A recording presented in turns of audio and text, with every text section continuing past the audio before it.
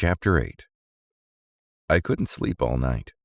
A foghorn was groaning incessantly on the sound, and I tossed half sick between grotesque reality and savage, frightening dreams. Toward dawn, I heard a taxi go up Gatsby's Drive, and immediately I jumped out of bed and began to dress. I felt that I had something to tell him, something to warn him about, and morning would be too late. Crossing his lawn, I saw that his front door was still open, and he was leaning against a table in the hall, heavy with dejection or sleep.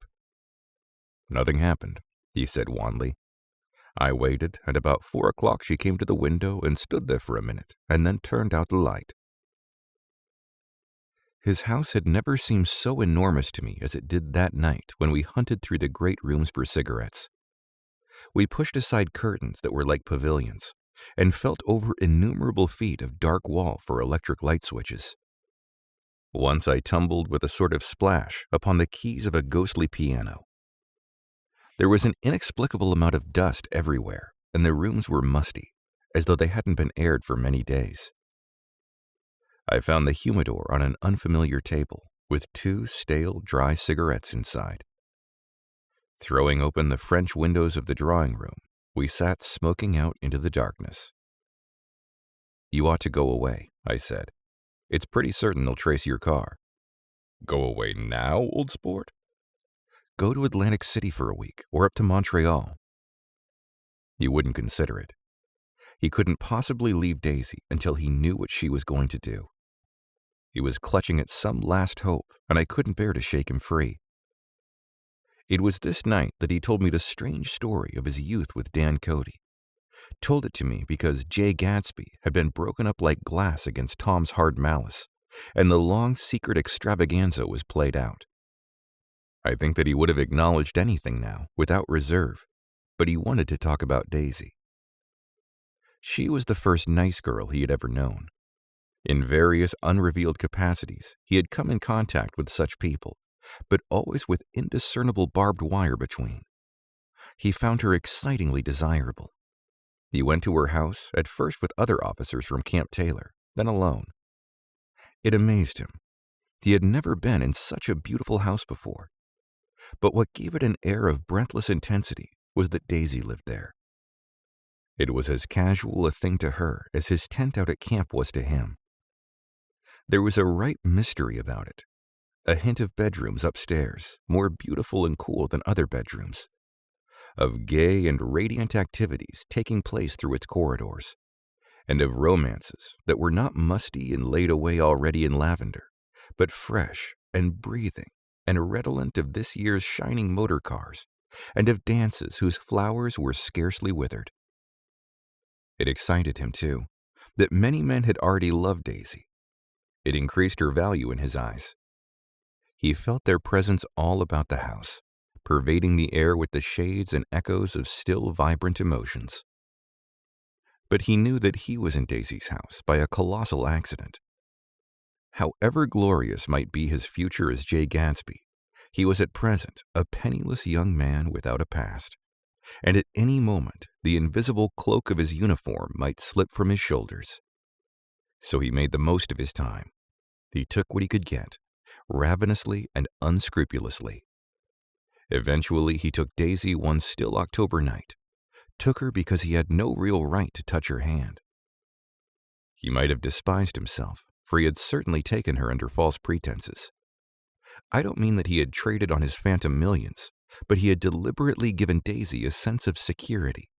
He let her believe that he was a person from much the same strata as herself, that he was fully able to take care of her. As a matter of fact, he had no such facilities. He had no comfortable family standing behind him, and he was liable, at the whim of an impersonal government, to be blown anywhere about the world. But he didn't despise himself, and he didn't turn out as he had imagined. He had intended, probably, to take what he could and go.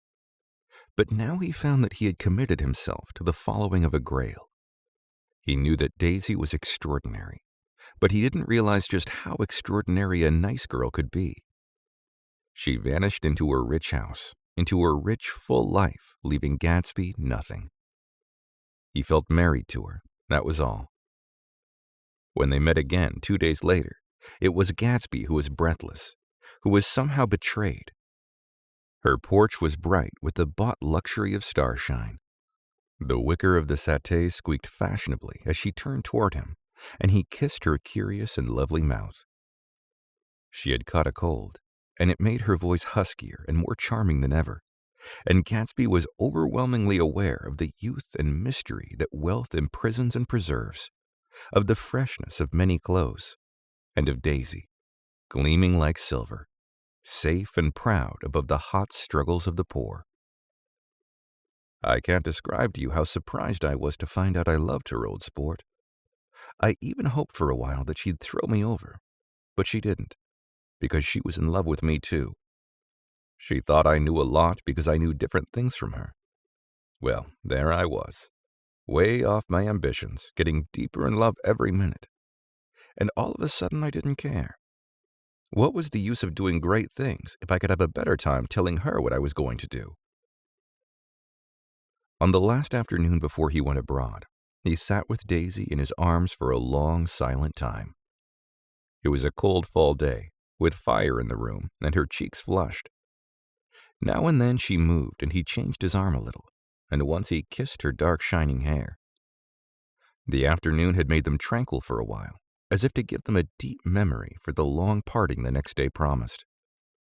They had never been closer in their month of love, nor communicated more profoundly one with another than when she brushed silent lips against his coat's shoulder, or when he touched the end of her fingers, gently, as though she were asleep. He did extraordinarily well in the war. He was a captain before he went to the front, and following the Argonne battles, he got his majority and the command of the divisional machine guns. After the armistice, he tried frantically to get home, but some complication or misunderstanding sent him to Oxford instead. He was worried now. There was a quality of nervous despair in Daisy's letters.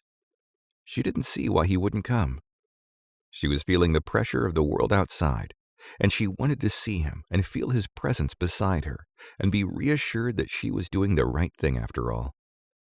For Daisy was young, and her artificial world was redolent of orchids and pleasant, cheerful snobbery and orchestras which set the rhythm of the year, summing up the sadness and suggestiveness of life in new tunes.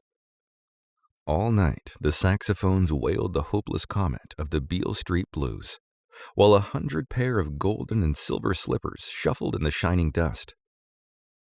At the gray tea hour, there were always rooms that throbbed incessantly with this low, sweet fever, while fresh faces drifted here and there like rose petals blown by the sad horns around the floor.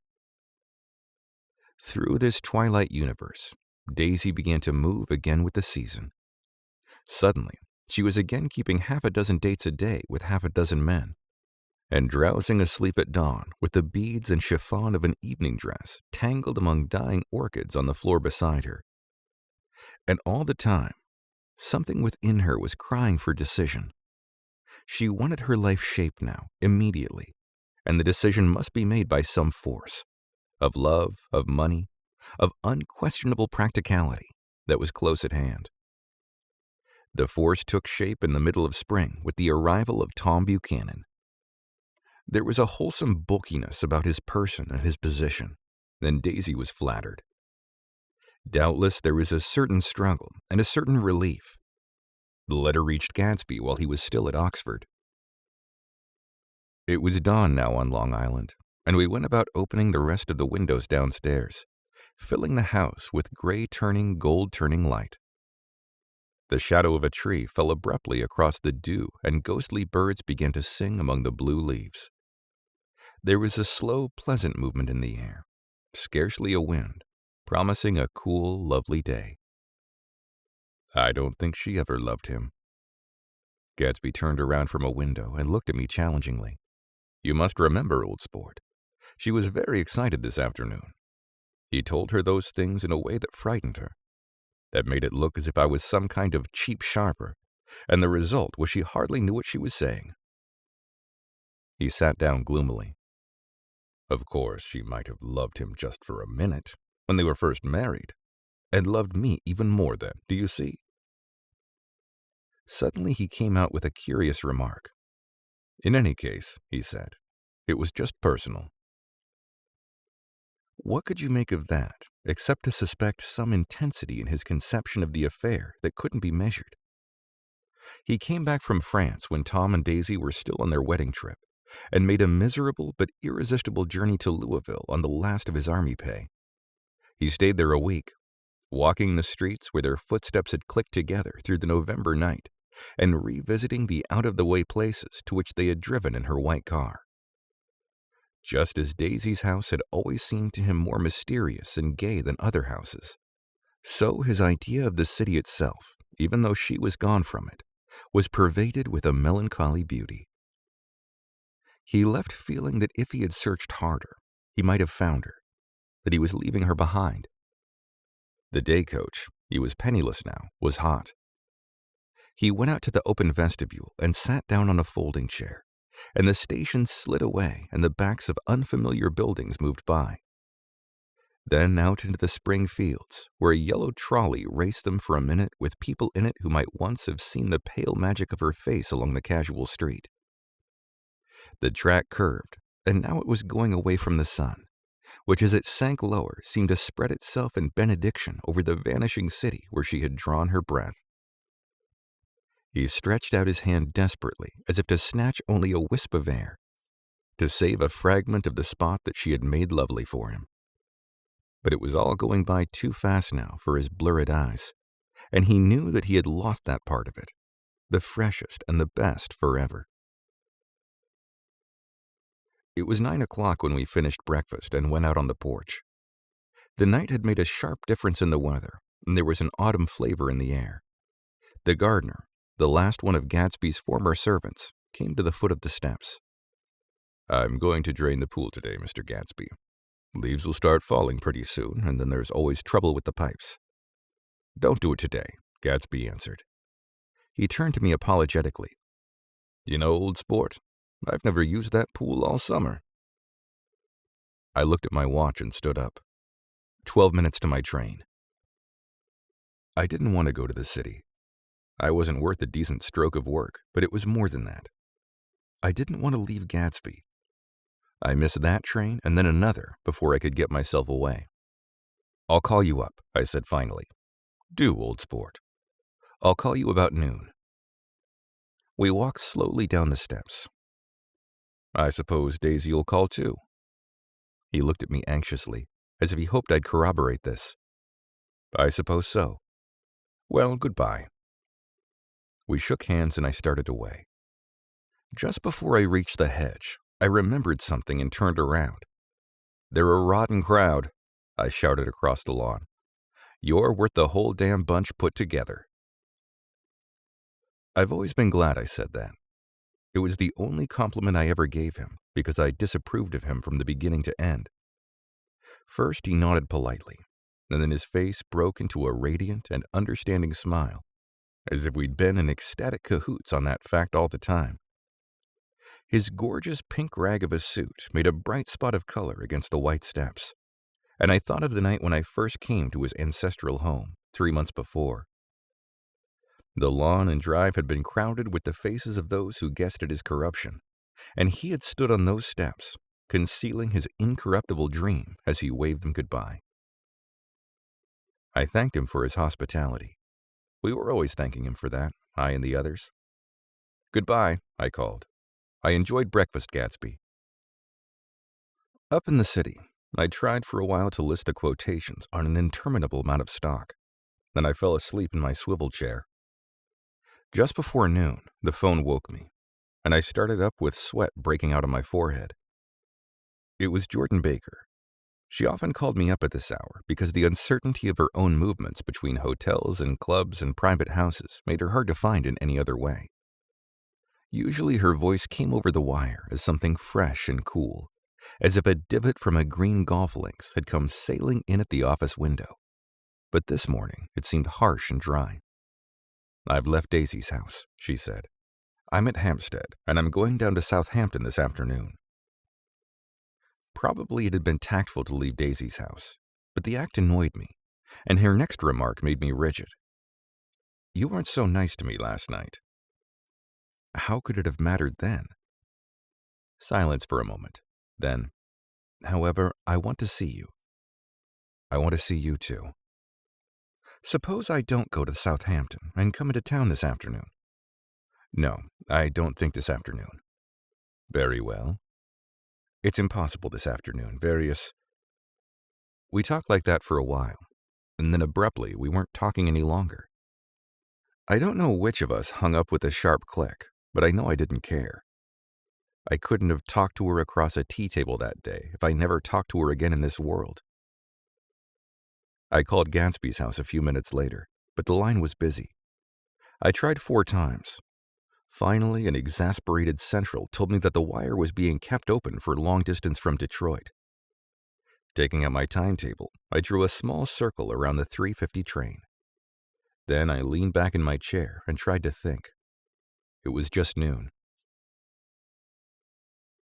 When I passed the ash heaps on the train that morning, I had crossed deliberately to the other side of the car. I suppose there'd been a curious crowd around there all day, with little boys searching for dark spots in the dust, and some garrulous man telling over and over what had happened, until it became less and less real, even to him, and he could tell it no longer, and Myrtle Wilson's tragic achievement was forgotten. Now I want to go back a little and tell what happened at the garage after we left there the night before. They had difficulty in locating the sister, Catherine. She must have broken her rule against drinking that night, for when she arrived, she was stupid with liquor and unable to understand that the ambulance had already gone to Flushing. When they convinced her of this, she immediately fainted, as if that was the intolerable part of the affair. Someone, kind of curious, took her in his car and drove her in the wake of her sister's body. Until long after midnight, a changing crowd lapped up against the front of the garage, while George Wilson rocked himself back and forth on the couch inside. For a while, the door of the office was open, and everyone who came to the garage glanced irresistibly through it.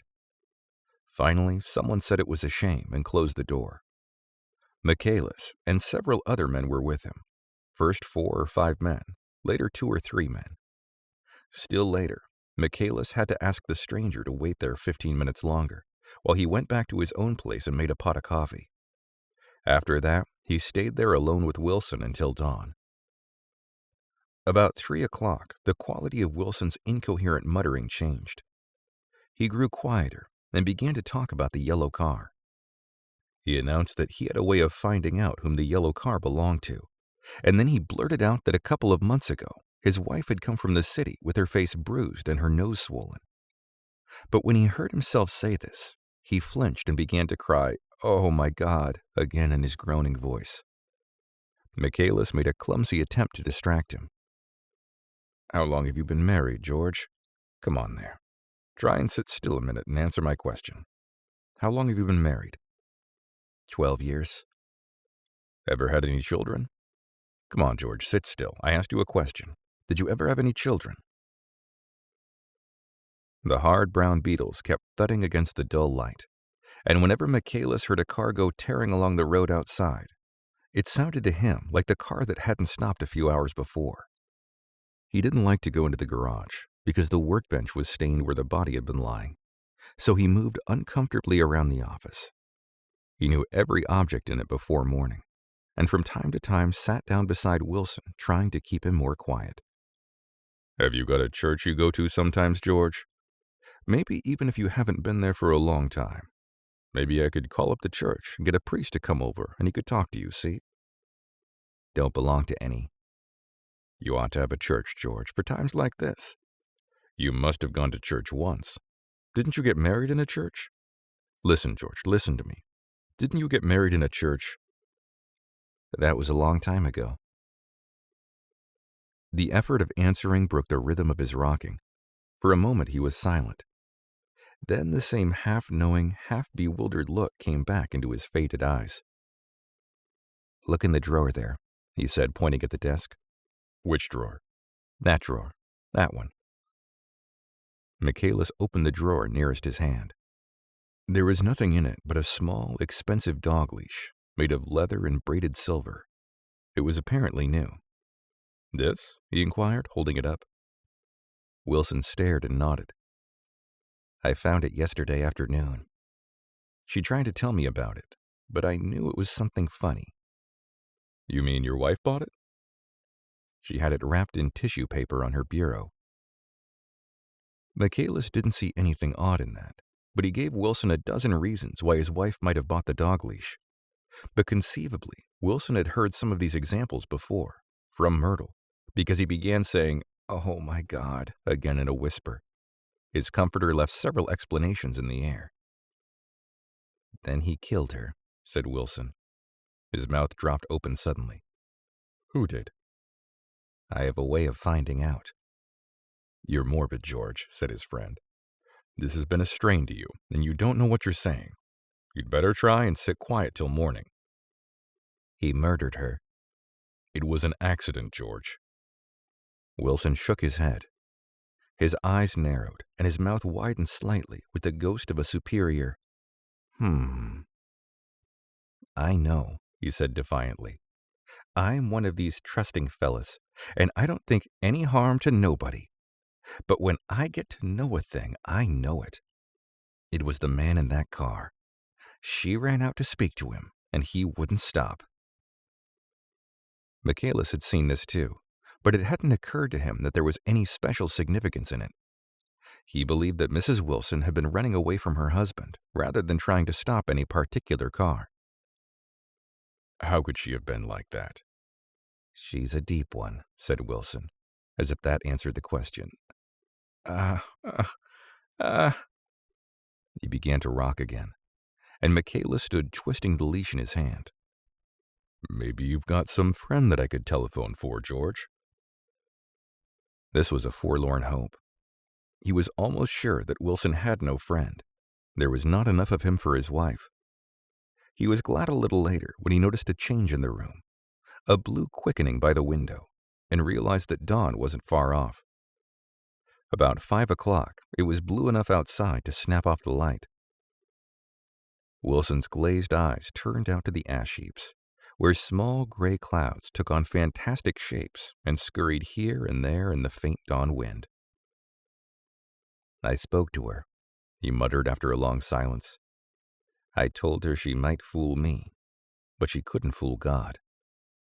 I took her to the window." With an effort, he got up and walked to the rear window and leaned with his face pressed against it. "And I said, God knows what you've been doing. Everything you've been doing, you may fool me, but you can't fool God." Standing behind him, Michaelis saw with a shock that he was looking at the eyes of Dr. T.J. Eckelberg, which had just emerged pale and enormous from the dissolving light. "God sees everything," repeated Wilson. "That's an advertisement," Michaelis assured him. Something made him turn away from the window and look back into the room. But Wilson stood there a long time, his face close to the window pane, nodding into the twilight. By 6 o'clock, Michaelis was worn out and grateful for the sound of a car stopping outside. It was one of the watchers of the night before who had promised to come back, so he cooked breakfast for 3, which he and the other man ate together. Wilson was quieter now, and Michaelis went home to sleep. When he awoke 4 hours later and hurried back to the garage, Wilson was gone. His movements. He was on foot all the time, were afterward traced to Port Roosevelt and then to Gad's Hill, where he bought a sandwich that he didn't eat and a cup of coffee. He must have been tired and walking slowly, for he didn't reach Gad's Hill until noon. Thus far, there was no difficulty in accounting for his time. There were boys who had seen a man acting sort of crazy, and motorists at whom he stared oddly from the side of the road. Then for 3 hours, he disappeared from view. The police, on the strength of what he had said to Michaelis, that he had a way of finding out, supposed that he spent that time going from garage to garage thereabouts, inquiring for a yellow car. On the other hand, no garage man who had seen him ever came forward, and perhaps he had an easier, surer way of finding out what he wanted to know. By 2:30, he was in West Egg, where he asked someone the way to Gatsby's house. So by that time, he knew Gatsby's name. At 2 o'clock, Gatsby put on his bathing suit and left word with the butler that if anyone phoned, word was to be brought to him at the pool. He stopped at the garage for a pneumatic mattress that had amused his guests during the summer, and the chauffeur helped him pump it up. Then he gave instructions that the open car wasn't to be taken out under any circumstances, and this was strange because the front right fender needed repair. Gatsby shouldered the mattress and started for the pool. Once he stopped and shifted it a little, and the chauffeur asked him if he needed help, but he shook his head and in a moment disappeared among the yellowing trees. No telephone message arrived, but the butler went without his sleep and waited for it until 4 o'clock, until long after there was anyone to give it to if it came. I have an idea that Gatsby himself didn't believe it would come, and perhaps he no longer cared. If that was true, he must have felt that he had lost the old warm world, paid a high price for living too long with a single dream. He must have looked up at an unfamiliar sky through frightening leaves and shivered as he found what a grotesque thing a rose is, and how raw the sunlight was upon the scarcely created grass. A new world, material without being real, where poor ghosts, breathing dreams like air, drifted fortuitously about. Like that ashen, fantastic figure gliding toward him through the amorphous trees. The chauffeur, he was one of Wolfsheim's protégés, heard the shots. Afterward, he could only say that he hadn't thought anything much about them. I drove from the station directly to Gatsby's house, and my rushing anxiously up the front steps was the first thing that alarmed anyone. But they knew then, I firmly believe. With scarcely a word said, the four of us, the chauffeur, butler, gardener, and I, hurried down to the pool. There was a faint, barely perceptible movement of the water as the fresh flow from one end urged its way toward the drain at the other. With little ripples that were hardly the shadows of waves, the laden mattress moved irregularly down the pool. A small gust of wind that scarcely corrugated the surface was enough to disturb its accidental course with its accidental burden. The touch of a cluster of leaves revolved it slowly, tracing, like the leg of a compass, a thin red circle in the water. It was after we started with Gatsby toward the house that the gardener saw Wilson's body a little way off in the grass, and the Holocaust was complete.